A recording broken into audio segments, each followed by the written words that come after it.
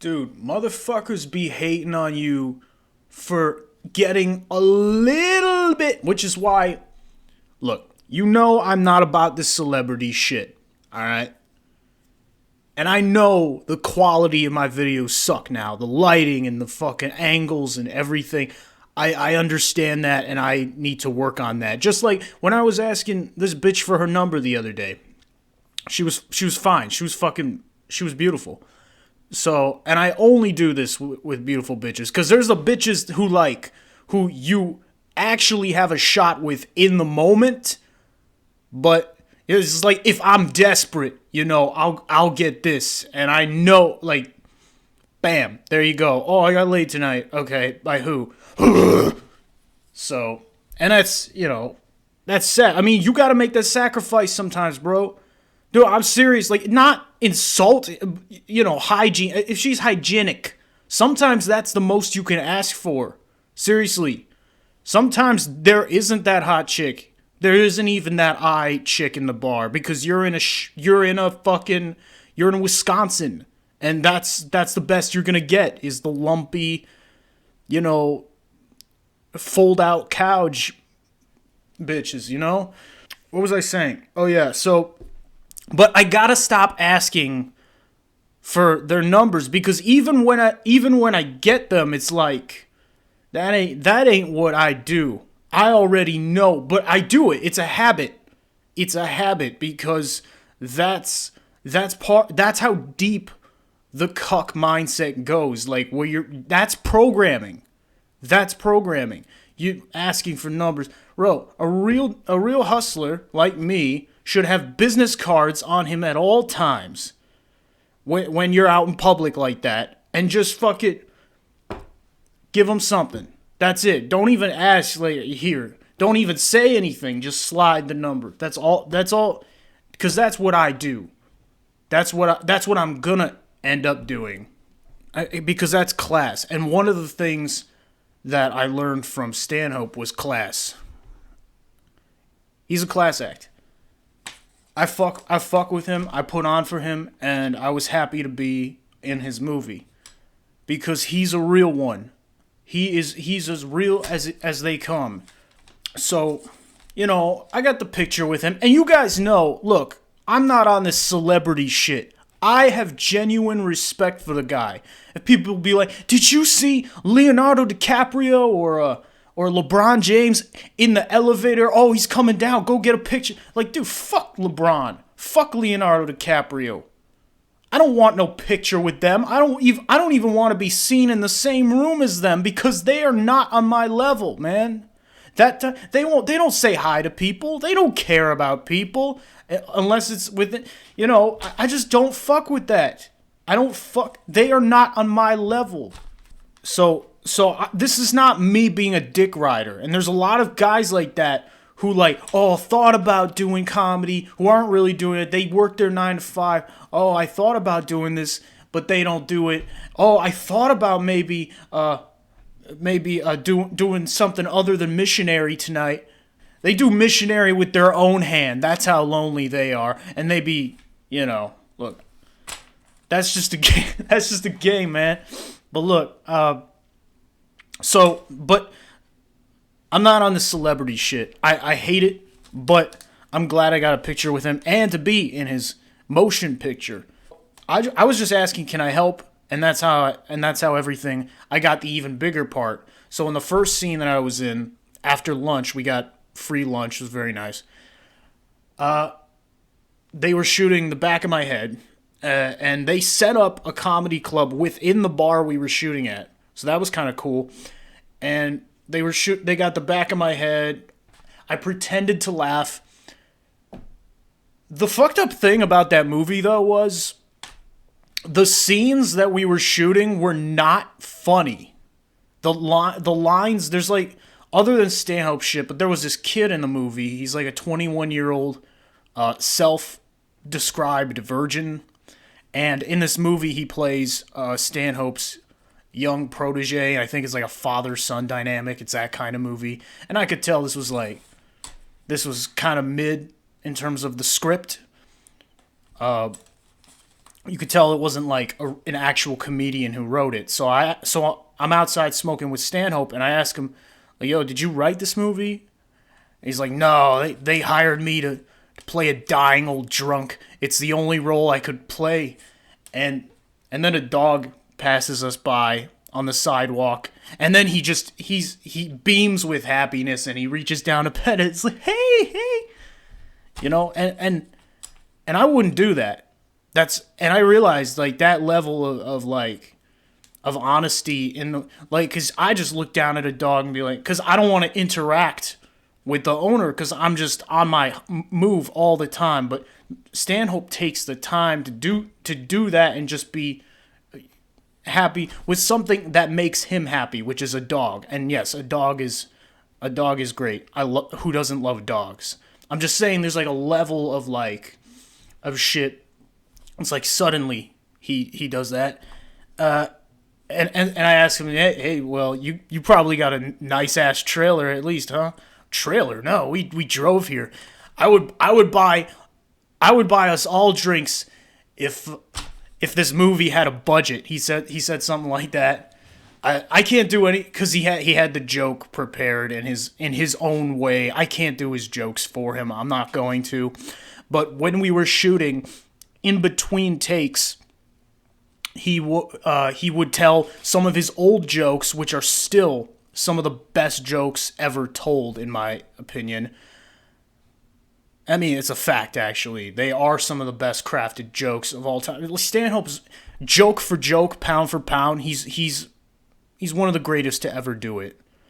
And as a comedian, meeting with Stanhope is like being a jazz musician and hanging out with Miles Davis. It was just the coolest thing in the world. And it wasn't about, and for everybody involved in that movie, it wasn't like a crippling level of fame that he has where it's like, oh, you have to suck his dick and he's a tyrant and all this, he's a prima donna. None of that. He's like a D-list celebrity at best, but he's in the business and he's doing good things for these people who are not all nice people. So regardless of what you think or I think about how the movie turns out, I wouldn't trade the experience for anything. Because the thing that I love about a movie set, it's addictive, man. Just being there, it's so addictive. And I had this passion. I always wanted to make movies. And that's where this YouTube thing kind of started. But it takes money and it's a business. So, and I was made for business. And so now I see that passion unfold and I find myself wanting to relive this high of just being on a set. Stanhope was just the bridge to get there. Oh, you like this guy? Well, now here's something else. Now here's something this is a situation in which I can thrive. This is the first workplace environment where nobody was like trying to get over on each other because by its nature, a film is collaborative. Everybody swims in the same direction. They all have the same goal, but they all have different areas of expertise. So it's like this perfect harmony working together and, with the engineers and the technicians and the lighting and the camera crew. I was asking questions about all that shit until they're just like, okay, yeah, go be the busboy, play the busboy in the movie, essentially. And that's how I got the second scene that I'm in. If it shows up in the movie, I just play a waiter in the background, and I'm just collecting glasses. But even in that small part, my job was to make sure that all the glasses were in the same spots on the tables for the next take. And we did like 8 takes of just one dumbass scene where Stanhope's sitting at a bar in the foreground with his with the young kid, and 2 chicks come up to them and start having a conversation. I didn't really hear most of the conversation. I'm in the background cleaning. So But Stanhope fucked up his lines. He was fumbling with his lines, and the best one is at the end. He's like, "Apple teenies on me, ladies," and we did that like 8 times or so, I think. And I was just getting tired. I was so tired of doing the same shit, and I'm like, holy shit! They should be fucking paying me for this, you know? But I don't care. It was fun. It was so much fun. That's the appeal of it too. It's not a shitty job, but it's an honest like task. And it's like that with even if I got a speaking part, it's like that with everything in the production, and everybody functions in that we just got to get this on film. We got to put this out there. For whatever reason they decided. So, but Stanhope didn't write it though, which is a relief but in between, it was so obvious that the movie was not going to hold up to his shit that like in between takes when we weren't shooting, he had some of his best bits, and I'm like, why don't you put that in the fucking movie? And the kid, he was charming too. He was funny. The shit in the script wasn't funny, but off camera, he was fucking hilarious. So I'm like, you guys are missing out here. You guys should be just filming this shit. This is how you get noticed. But I don't know the director. I don't know. I think he's a no name director. As Stanhope said that there was basically no budget. They had professional equipment and all that, obviously, and they were hiring real professionals, but you could tell it wasn't like a major studio financed operation with high level. But maybe that's the way to go. And if I can make movies using these types of professionals, then I would be honored. It's not about, you need to make a profit, obviously. And I would make sure that we do that in our business under the LLC. So there's this enjoying the experience and soaking in all this information and asking questions, but then there's just kicking it with Stanhope. But besides that, I'm also studying the game, and I'm figuring out how do I get to this level. Studying light. What types of lights are those? What type of camera is that? How do I get the equipment and the assets necessary to fund a production of my own someday? And by someday, I don't mean like, oh yeah, I'm not someday, haha. No, I mean like this is my mission. This has always been my mission since I was a kid. I've always just been like, okay, I'm gonna make movies. And people always be like, this is the haters part. You don't even realize you're a hater. And I got to stop saying hater because it's like jealous. There's levels to it. There's just like, oh, he's doing something that I don't have. He's got something that I don't have. Oh, I need to work on that. So that's not bad. That actually gets you to a place of being able to improve yourself. And that, for a while, was with me and Stanhope. I'm like, this guy's so fucking good. How come I'm not the fucking good? Because you're not fucking doing it. You know? You're not doing it. That's all it is. This is years of practice. That's how he gets those punchlines. That's how he gets his best quality material that I've didn't even hear before. He did old shit and he did new shit. My favorite story was the one about the Virgin comic he worked with. I won't spoil it because I couldn't do it justice, but it was he's a great man, and he was nice to everybody. But it's like in that situation, I'm like, what am I gonna say? Stick around for more pictures? He was drinking Baileys in his coffee, and he was smoking Marlboro Lights. I don't know. So, but he wasn't gonna get fucked up until they had already wrapped. So. Which was a wise decision, because you got to stay focused for that.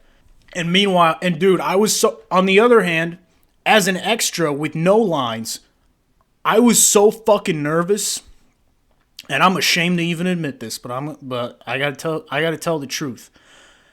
That I went to the corner store and bought a 4 pack of beers because I'm a fucking cheapskate. I closed my tab hours ago because this was like, I was there from morning till evening. And I went in my car and I just chugged a whole beer, 16 ounce, and then I vomited into a plastic bag that was luckily in my car. And I throw the plastic bag out. I crack a mint. I go upstairs. I wash up, and then I do the movie. And there's nothing like it. And now that I've done it, I don't think I could do everything else that's on my list without including movies in some way. I think I need to go all the way with this. The only question is how.